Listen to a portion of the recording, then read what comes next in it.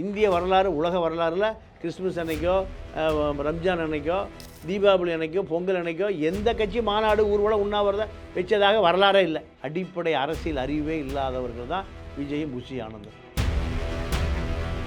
விஜய் ரசிகர் மன்றம் 26 தேர்தலில் திமுக விலைக்கு வாங்க போகிறானா, அதிமுக விலைக்கு வாங்க போகிறான்னு தெரியல. அவங்களுக்கு கொள்கையே ஒன்றும் தெரியாது. இப்போ விஜய்கிட்ட வர்ற ஆட்களுக்கு கொள்கை கூப்பாடே ஒன்றும் தெரியாது. தமிழ்நாடு அரசியல் களம் நீங்கள் அண்ணாவை பார்த்துருக்கு, எம்ஜிஆரை பார்த்துருக்கு, பெரியாரை பார்த்துருக்கு. இந்த அரசியலில் விஜய் எத்தனை காலம் நிற்க போகிறாரு, இதெல்லாம் டெஸ்ட் பண்ணி பார்த்த ஒரு சினிமாக்காரன் விஜயகாந்த். விஜயகாந்தோடைய அரசியல் முடிஞ்சே போச்சு. திமுகவை ஓவர்டேக் பண்ணணும், அதிமுகவை ஓவர்டேக் பண்ணணும். சரி, ஒரு 10% ஓட்டு வாங்குவாரா? ஏன்னா இப்போ சீமான்கிட்ட வந்து 9% ஓட்டு இருக்குது. இதை விட பல மடங்கு விஜய்க்கு ரசிகர்கள் இருக்கிறதாக சொல்லப்படுகிற விஜய் முதல் ரவுண்டில் எவ்வளோ வாங்கணும்? 10% ஓட்டு வாங்கணும். அரசியல் தெரிஞ்சால் யாருன்னு கேட்டிங்கன்னா புஷி ஆனந்த். புஷி ஆனந்த் அவருடைய இடத்த தக்க வைக்கத்தான் பார்ப்பார். தன்னை விட யாராவது கொஞ்சம் விஷயம் தெரிஞ்ச வந்தான்னா அவன் விஜய்கிட்ட நெருங்கிடுவான். தன்னை மீறி யாரும் இப்போ விஜய்க்கு நெருக்கமாகி விடக்கூடாதுங்கிறதுல புஷி ஆனந்த் கவனமாக இருப்பார். அப்போ விஷயம் தெரிஞ்சவனும் வரமாட்டான்.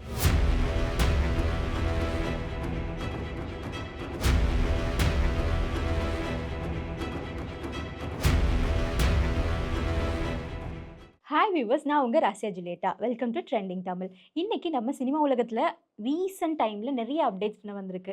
ஸோ இதை பற்றி நம்ம கூட பேச வந்திருக்கவங்க மிஸ்டர் தமிழா பாண்டியன் அவர்கள். ஸோ அவங்கள நம்ம வெல்கம் பண்ணலாம். வாங்க. வணக்கம் சார். வணக்கம். தளபதி 69 அது படத்துடைய பூஜையும் சரி, இப்போ வந்து அவருடைய மாநாடும் சரி இப்போ நடந்திருக்கு. ஸோ இதை பற்றி நீங்கள் என்ன நினைக்கிறீங்க உங்களோடது? இல்லை, விஜயை பொறுத்த வரைக்கும் பூமி பூஜைக்கு போகலை. அவர் படம் பூஜைக்கு தான் போயிருக்காரு. பூமி பூஜைக்கு ஒரு 1000 பேர் கலந்து கொண்டதாக செய்தி. இந்த மாநாடு 27ஆம் தேதி நடக்குது.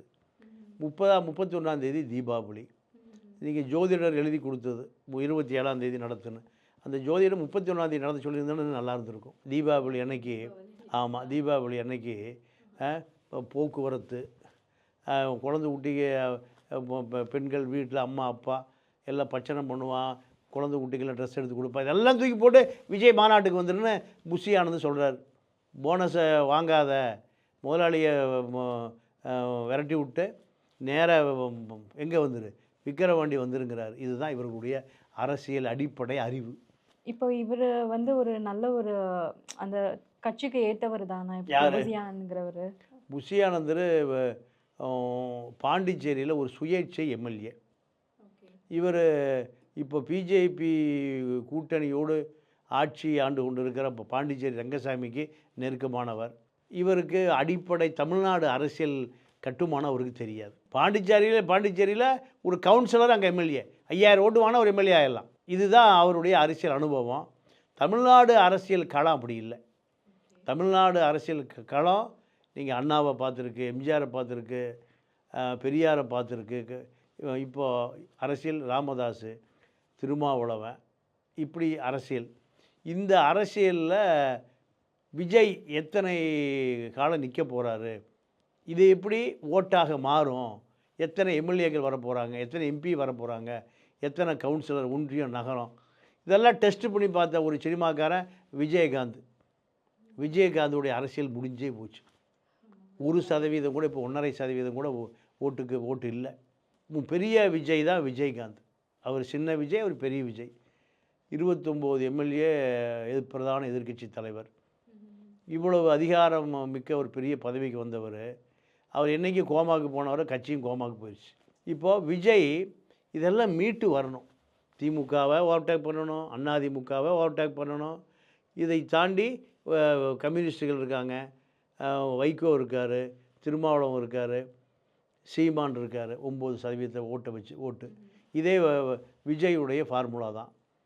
இதையெல்லாம் மீறி விஜய் அரசியல் என்பது குறைந்தபட்சம் 2026 தேர்தலில் குறைந்தபட்சம் ஒரு 50 எம்எல்ஏ வெற்றி பெற முடியுமா என்பதை பொறுத்து தான் விஜயுடைய எதிர்காலம். சரி, ஒரு 10% ஓட்டு வாங்குவாரா? ஏன்னா இப்போ சீமான்கிட்ட வந்து 9% ஓட்டு இருக்குது. திருமாட்ட 5% ஓட்டு இருக்குது. இதெல்லாம் எனக்கு பெரிய எதிர்பார்ப்பு. திமுகவே பெரிய எதிர்பார்ப்பில் இருக்குது. இந்த எதிர்பார்ப்பு ஃபஸ்ட்டு ஸ்ட்ரோக்லேயே 10% வந்துடணும். ஏன்னா கடந்த காலத்தில் கமலஹாசன், சீமா, டிடிவி தினமணிலாம் 4% வாங்கினாங்க ஃபஸ்ட்லேயே. இதை விட பல மடங்கு விஜய்க்கு ரசிகர்கள் இருக்கிறதாக சொல்லப்படுகிற விஜய் முதல் ரவுண்டில் எவ்வளோ வாங்கணும்? 10% ஓட்டு வாங்கணும்.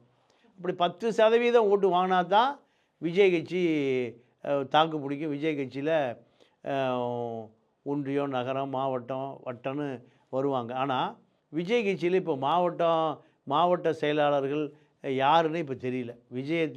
விஜய் புஷி ஆனதை தவிர ஒரு 3-4 வருஷமாக 2ஆம் கட்ட தலைவர்கள் யாருமே இல்லை. சீமா அப்படி தான் கட்சி நடத்திட்டு இருக்கார். யாரையும் 2ஆம் கட்ட தலைவர்கள் வந்தால் பிசுரை தட்டி விட்டுருவார். இப்போ அதே போல தான் அவங்களுக்கு முக்கியத்துவம் கொடுக்கல கொடுக்குறது. ஏன்னா அவன் ஒன்று சேர்ந்து தனக்கு எதிராக வந்துடுவான். இப்போ ஒன்று சேர்ந்து இப்போ அவருக்கு எதிராக வந்துட்டுருக்கான், சீமானுக்கு எதிராக. இப்போ இதே நிலைமை தான் இப்போது விஜய்க்கு முழுமையாக அரசியலே தெரியாது. அரசியல் தெரிஞ்சால் யாருன்னு கேட்டிங்கன்னா புஷி ஆனந்த் அவருடைய இடத்த தக்க வைக்க தான் பார்ப்பார். தன்னை விட யாராவது கொஞ்சம் விஷயம் தெரிஞ்ச வந்தான்னா அவன் விஜய்கிட்ட நெருங்கிடுவான். அதனால் தன்னை மீறி யாரும் விஜய்க்கு நெருக்கமாகி விடக்கூடாதுங்கிறதுல புஷி ஆனந்த் கவனமாக இருப்பார். அப்போ விஷயம் தெரிஞ்சவன வரமாட்டான், ரப்பர் பந்து மாதிரி வந்து அடித்து திரும்பி போயிடுவான். விஜய் இதை எப்படி மேனேஜ் பண்ண போகிறார்? திமுக பலம் பொருந்திய கட்சி, அதிமுக மிகப்பெரிய பலம் பொருந்திய கட்சி. 2 பேருமே தமிழ்நாட்டை 75 வருஷம் ஒருத்தர் ஆளுறாங்க, ஒரு கட்சி 50 வருஷமாக ஆளுது. இதை வெற்றி பெறணும்னா குறைந்தது அதிமுக திமுகவை போல ஒரு 50% வலுவான மாவட்ட செயலாளர்கள் வேணும். வலுவான ஒன்றிய செயலாளர்கள், நகர செயலாளர்கள், மாநில செயலாளர் இப்படியெல்லாம் வேணும். இப்படி ஒரு அமைப்பு இருக்கிறதாவே தெரியல. எல்லா ரசிகர் மன்ற கூட்டமாக வர்றான். ஒரு காலகட்டத்தில் ரஜினி ரசிகர் மன்றத்தை பூரா திமுக பர்ச்சேஸ் பண்ணிடுவான், விலைக்கு வாங்கிடுவான். எல்லாம் திமுக கூடி பிடிச்சிட்டு போயிடுவானுங்க. இப்போ அதே போல் விஜய் ரசிகர் மன்றம் 26 தேர்தலில் திமுக விலைக்கு வாங்க போகிறானா, அதிமுக விலைக்கு வாங்க போகிறானான்னு தெரில. அவங்களுக்கு கொள்கையே ஒன்றும் தெரியாது. இப்போ விஜய்கிட்ட வர்ற ஆட்களுக்கு கொள்கை கூப்பாடே ஒன்றும் தெரியாது.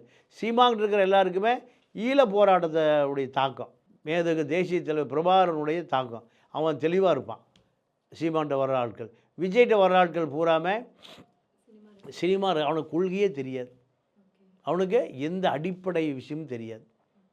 அப்போது இதை எப்படி திமுக அதிமுக 2 கட்சிகளையும் எதிர்த்து அவர் அரசியல் வெற்றி பெற போகிறார் என்பதை முதல் தேர்தலையே அவருடைய வாக்கு சதவீதத்தை நிரூபிப்பதின் மூலம்தான் அடுத்த கட்டத்துக்கு நகர முடியும்.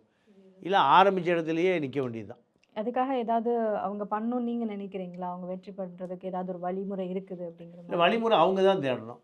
அவங்களுக்கு வழிமுறையே தெரியல. இல்லை இந்த ஒரு காரணத்தினால தான் அவங்க பின்னடங்கியிருக்காங்க அந்த மாதிரி. அரசியலே தெரியல தான் காரணம்.